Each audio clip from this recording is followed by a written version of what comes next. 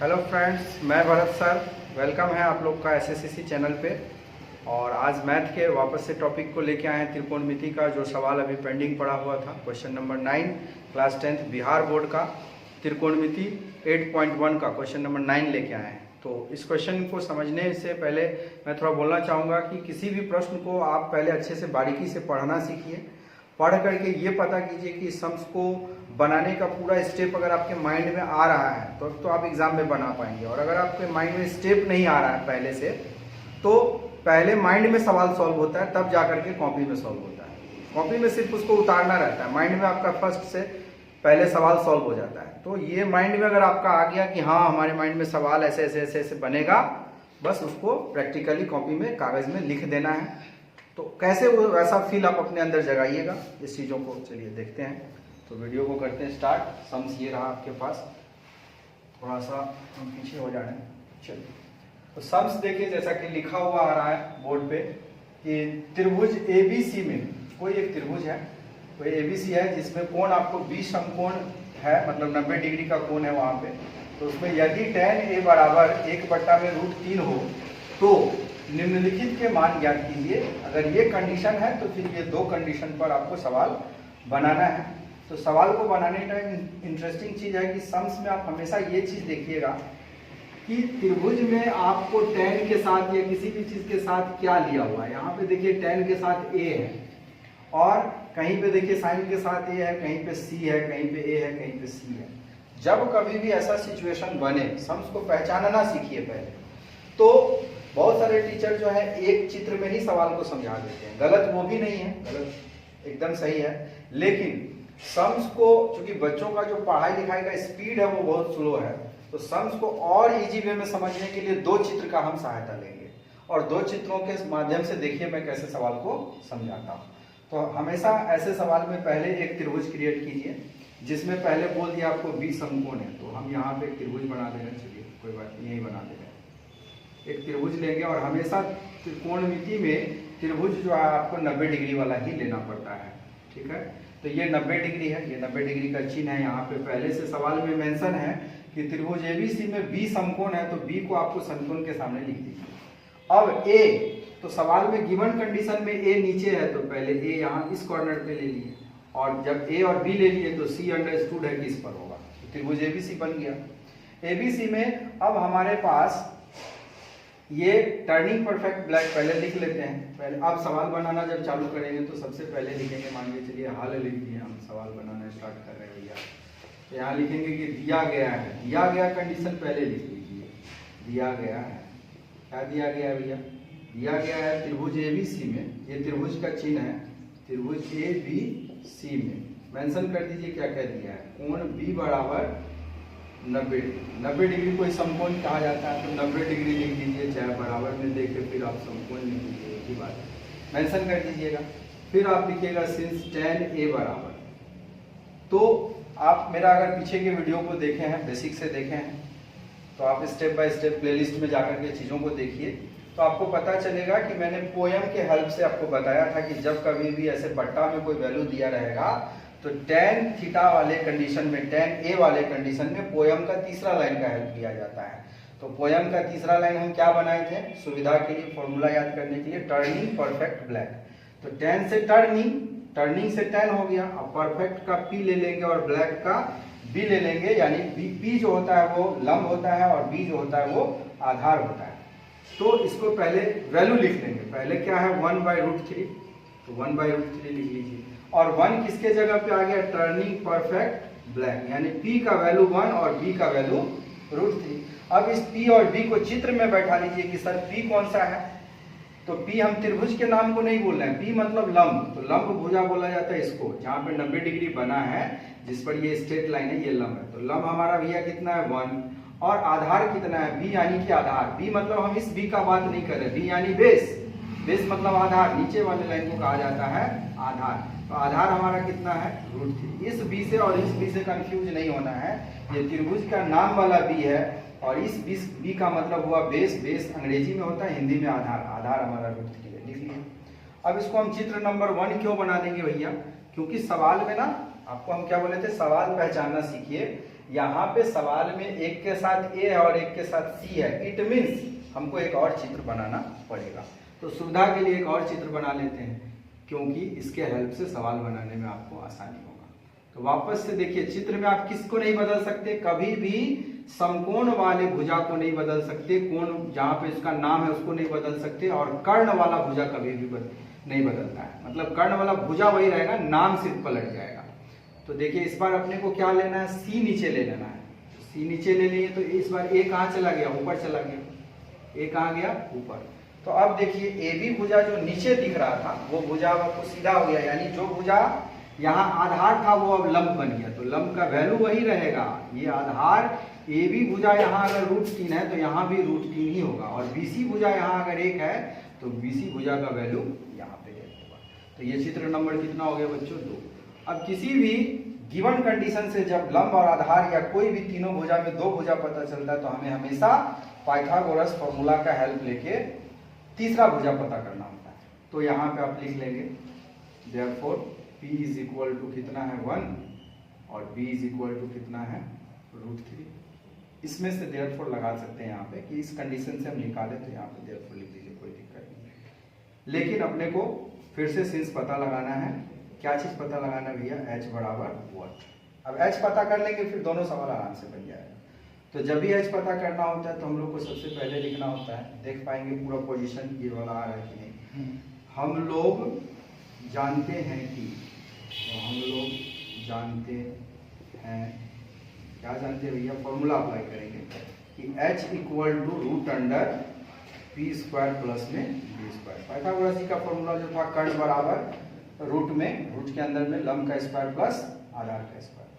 तो आप चाहें तो पहले चित्र का नाम लिख दीजिए, इस चित्र को ले लेंगे, यहाँ पे आप मेंशन कर दीजिएगा चित्र 1 से, चित्र 1 से, क्योंकि 2 चित्र बनाए हैं, बात एक ही है, लेकिन फिर भी आप लिख दीजिए कि हम चित्र 1 से पहले कंडीशन ले रहे हैं।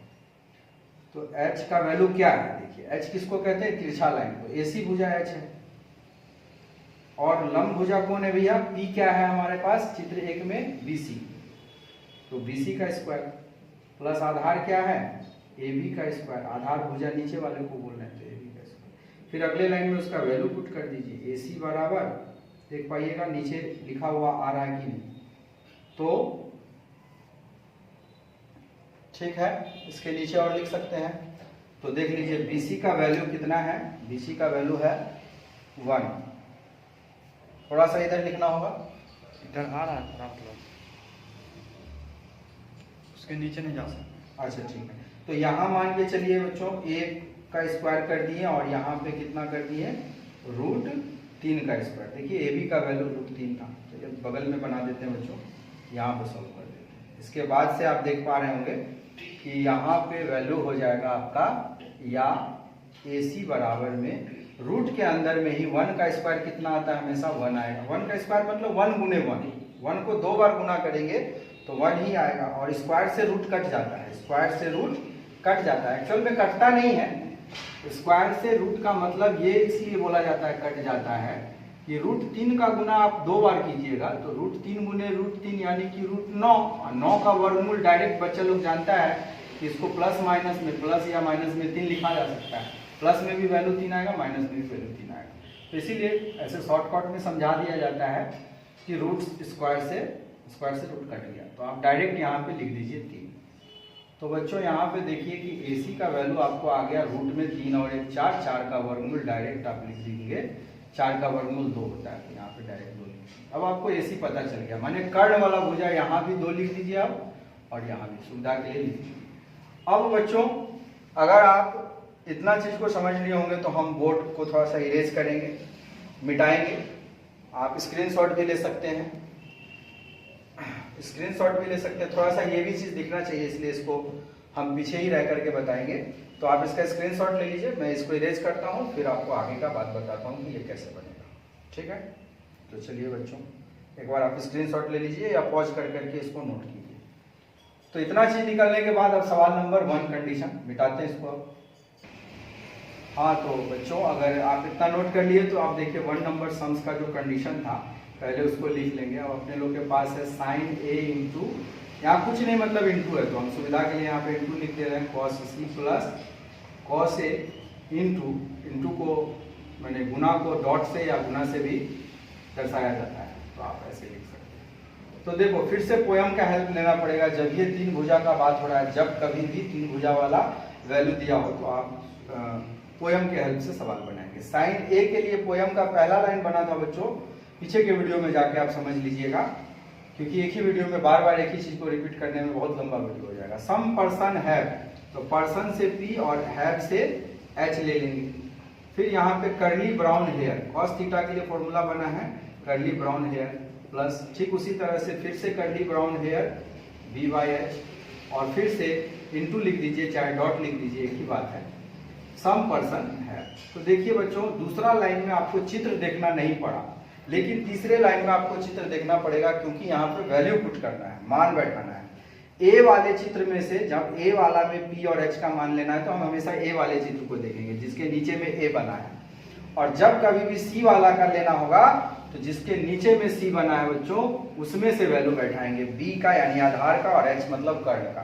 तो यहाँ देख देख करके चित्र देखेंगे और वैल्यू बैठाएंगे। तो देखिए सम पर्सन हैव, ए वाले चित्र में पी कौन है और एच कौन है, तो पी है आपका 1, ये रहा ए वाले चित्र में पी और ये वाला एच, 1/2 इंटू डॉट को आप इंटू लिख दीजिए, कोई दिक्कत नहीं है। ब्राउन हेयर, करली ब्राउन हेयर सी वाला चित्र में से, इस चित्र में से बी और एच, ये रहा बी ये रहा एच, तो 1/2 यहाँ भी आ गया प्लस, फिर से ए वाले चित्र में बी और एच लेना है, ए वाले चित्र में बी और एच लेना है, तो बी आपका ये रहा और एच ये रहा, तो √3/2, और इंटू में फिर से आपको सी वाले चित्र में पी और एच लेना है, सी वाले चित्र में पी और एच यानी √3/2। अब यहाँ से बच्चों अगर आपको रूट का कॉन्सेप्ट क्लियर है तो आप आसानी से बना सकते हैं, भिन्न का जोड़ घटाव आना चाहिए, एक में एक से गुना हुआ 1, 2 में 2 से गुना हुआ 4, प्लस √3 में √3 से गुना हुआ, तो अभी जस्ट समझाए थे आपको कि √3 में √3 से 9, 9 का वर्गमूल 3, तो डायरेक्ट आप लिख दीजिए 3 और बट्टा में 4। यहाँ से कोई भी बच्चा सॉल्व कर लेगा अगर उसका बेसिक मैथ ठीक है तो। बेसिक मैथ में आप जानते ही हैं कि 4 4 का एलसीएम होगा 4 आएगा, 4 से 4 कटा 1, फिर 4 से 4 कटा 1, 1 में 3 से गुना हुआ 3, 3 और 1 को जोड़ने पे बच्चों आया 4, 4/4, ये दोनों एक दूसरे से कट गया, 1/1 लिखा जाता है 1/1, लेकिन नीचे वाले 1 का वैल्यू नहीं होता है, दैट्स वाई यहाँ पे 1, और ये हो गया आपका आंसर। आई थिंक यहाँ तक अच्छे से दिख रहा होगा, बच्चे आगे पीछे करके देखें चीजों को और आराम से बारीकी से समझे फिर नोट करें। चलो ऑप्शन नंबर 2 यहाँ पे बच्चों फिर से वही वाला कॉन्सेप्ट है, खाली चित्र को ध्यान से देखना है, वैल्यू पुट करना, आंसर आ जाएगा। तो वापस से लिख लेते हैं cos A इंटू, बीच में जब भी कुछ नहीं रहे तो इसका मतलब डॉट है, इंटू है, cos C minus sin A, cos C है तो cos C भले C लगा है, तो वापस से curly brown hair minus some person है, तो पर्सन का P हैव का H इंटू सम पर्सन है वापस से P और H। तो हमेशा याद रखेंगे जब पोयम के हिसाब से वैल्यू बैठा, पोयम के हिसाब से B, P, H ये सब लिखते हैं तो चित्र नहीं देखना होता है, लेकिन थर्ड लाइन में चित्र से देखना पड़ता है। ए वाले चित्र में से बी और एच का वैल्यू बैठाना है, ये रहा ए वाला चित्र, बी का वैल्यू ये है और एच का वैल्यू ये है, बैठा लेंगे आराम से देख देख के, √3/2 इंटू फिर से सी वाले चित्र में बी और एच, बी एच 1/2 आसानी से, माइनस ए वाले चित्र में पी और एच, ए वाले चित्र में पी और एच कितना है 1/2 इंटू सी वाले चित्र में पी और एच, सी वाले चित्र में पी और एच, तो p का वैल्यू है √3 और h का वैल्यू है 2। अब इसको सिंपल सॉल्व कर लेंगे, √3 में 1 से इंटू √3/2 दूनी 4, फिर माइनस √3 में 1 से तो √3 और फिर से 2 दूनी 4। अब देखिए √3, अब इसको बहुत बच्चा आगे सॉल्व करने लगेगा, एलसीएम लेगा फिर बनाएगा, नहीं, स्मार्टनेस से सवाल बनाना सीखिए। स्मार्टनेस इस बात को सिद्ध करता है कि आप मैथ को कितना रगड़े हुए हैं, कितना चीज़ों को अच्छे से सीखे हुए हैं, क्या मैथ में रियल में आपका इंटरेस्ट है कि नहीं है, आपका स्टेप टीचर को ये दर्शा देता है। तो आप √3/4 प्लस में और √3/4 माइनस में, स्मार्टनेस है कि प्लस और माइनस में जब भी सेम चीज रहे तो उसको काट दिया जाता है, बराबर में 0, और ये आ गया आपका आंसर। तो इस प्रकार से बच्चों चित्र के हेल्प से बहुत सारे टीचर इसी सम्स को एक चित्र में बताए होंगे, वो सम्स कभी भी गलत नहीं है, वो भी सही है, लेकिन जब आप 2 चित्र के मदद से बनाते हैं तो आपको कहीं भी कोई भी चीज समझने में परेशानी नहीं आएगा। ये है मेरे पढ़ाने का तरीका, चीज़ों को इतने स्टेप बाय स्टेप बहुत बारीकी से क्लियर करते हैं। आप स्थिर दिमाग से वीडियो को देखिए, समझिए चीज़ों को, और हर उन बच्चों के पास भेजिए जिनको समझने में और जगह पे परेशानी है तो मेरे वीडियो को देखिए, आपको ज़रूर से ज़रूर क्लियर होगा। और अगर कोई कन्फ्यूजन होता है तो कमेंट बॉक्स में कमेंट कीजिए। ऐसे इंपॉर्टेंट फैक्ट को लेके हमेशा आते रहते हैं। नेक्स्ट वीडियो में मिलेंगे क्वेश्चन नंबर 10 के साथ, इसी का जो कि बहुत इंपॉर्टेंट है।